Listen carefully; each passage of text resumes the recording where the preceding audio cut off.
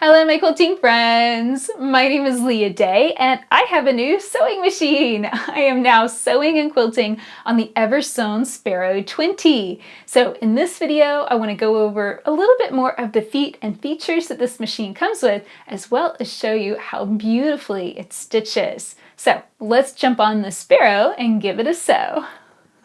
So this is the Eversewn Sparrow 20, and let's get started just by doing a little bit of sewing together. So I always get started with just a little scrap charger. This is just a 2-inch square folded in half that I'm stitching through, and that allows me just to make sure that everything's threaded properly and the machine's not going to gag right when I first start stitching. Okay, let's go over here and talk about our stitch pattern. When we have it selected here, this is how it looks whenever you turn on the machine. This little box will tell you what stitch is selected. Then you hit mode, and this is going to tell you the width. And that's what that zigzaggy line, that's indicating how wide the zigzag would be if you were zigzag stitching. So right now we're in the middle center position at 3.5. We're actually not zigzagging, it's just a straight stitch, and that's the center position. If you wanted to change your needle position, you can hit up.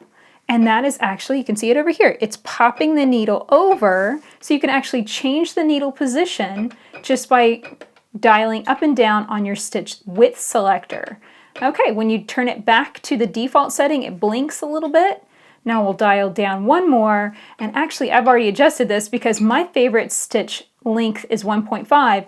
The default is 2.5. So we're going to take it down to 1.5 just by hitting the minus button here on our stitch length selector. Okay, so we're ready to stitch. I've got two pieces, and this is just woven quilting cotton. This is the thing that I piece the most often. So I'm going to slip it underneath my presser foot, and I've got a little bar here that you just lift up ever so slightly, and that lifts your presser foot.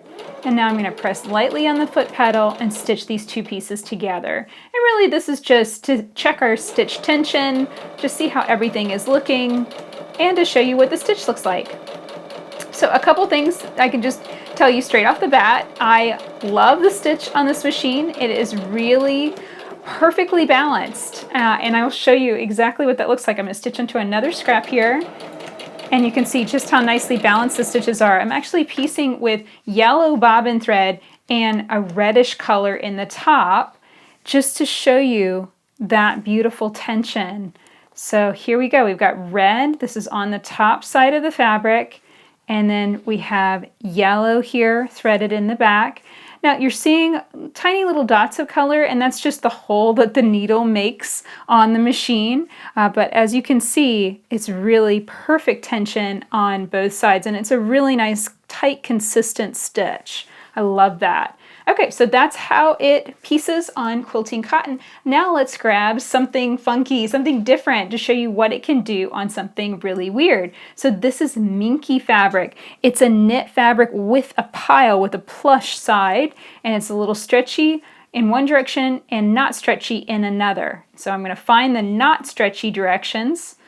There we go. We'll put that right sides together, and I'm going to adjust my stitch length here, so I just make sure that this is what's illuminated, and I'm going to hit up to 2.0 millimeters. I just think that's going to be a little bit better stitch for this Minky. Okay, so one other thing you might be wondering about, needle up, needle down. Here we go, we've got it. Just hit that button, and that's going to drop your needle in the down position. And the cool thing about it is once you hit that button once, your needle's going to end in the down position every time until you hit it again. So here I'm going to stop, needle ends in the down position. I'll stop again, the needle always ends in the down position. But let's say if I want it to start ending in the up position, I just hit that button again, and then the next time I stop, it'll end in the up position. You can also lightly tap the foot pedal, just one little tap.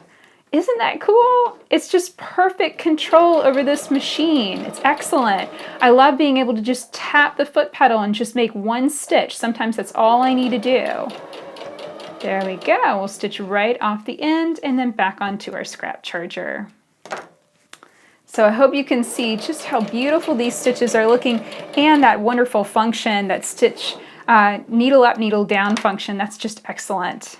So here we go, and you can see I wasn't really holding the fabrics very well together, but you can see the stitches themselves look great. So there we go. That's how it pieces through Minky. Now a few other little settings that we have here on the front of the machine. We have a reverse button.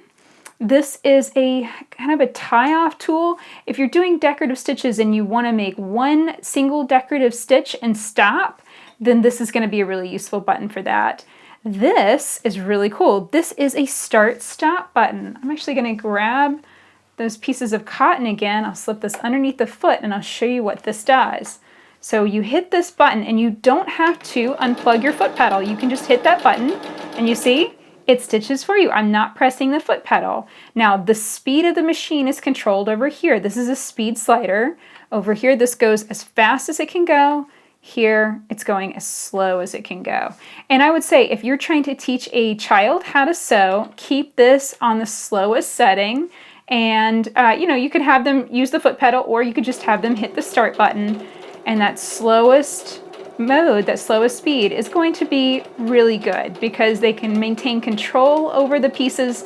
But of course, if they start getting bored, you might want to speed it up a little bit. Okay, so I'll stitch back through a scrap. And the start-stop button, it might seem just a little bit silly, but it's really helpful. If you're having problems with your foot or your ankle or your legs, having a start-stop button can be really helpful because you can just hit that button and make those stitches and not have to worry about the foot pedal at all. So there we go. That's how that works. As far as stitches, you have a wide variety that are included in the machine. So this is just the end of the book of your manual, actually. And you can see all of the different stitches and then the settings that they are at. And you have lots of decorative stitches. There's a total of 80 beautiful decorative stitches that comes programmed into this machine, and just lots of fun things that you can do with it. Now let's talk about the feet that this machine comes with as well. So here are the feet that come with the Sparrow 20, and the T foot is the one that I was just playing with on the machine. This is just your standard zigzag foot. It's got a nice wide opening, and on the back it's relatively flat. So if you're stitching a really chunky stitch like a satin stitch, this wouldn't be the best choice. This is really for seaming, for nice flat stitch here. Next foot we've got is a zipper foot, and so you'll install it, kind of click it in here, going to either side. So here, if I'm stitching on that side of a zipper, I'd click over here, and then if I'm needing to stitch on the opposite side, whichever way you're needing to sew along the sides of a zipper, you'll go to one way or the other, and you don't move your needle whenever you're sewing the zipper. That's why you use the zipper foot. And then we've got a buttonhole foot. This is really cool. So what you do is you slide this out and grab a button and place it here, and that helps guide you stitching the exact right size of buttonhole. So I'll make sure to share another video on how to install zippers and how to install the buttonholes on a later date. So definitely be looking forward to that. So this is E. This is a overlock foot. And so it's got a little kind of bar here on the back and this little blade, and this is what helps you create a really nice overlock stitch. It's a secure stitch. It can kind of finish the edges of your garments.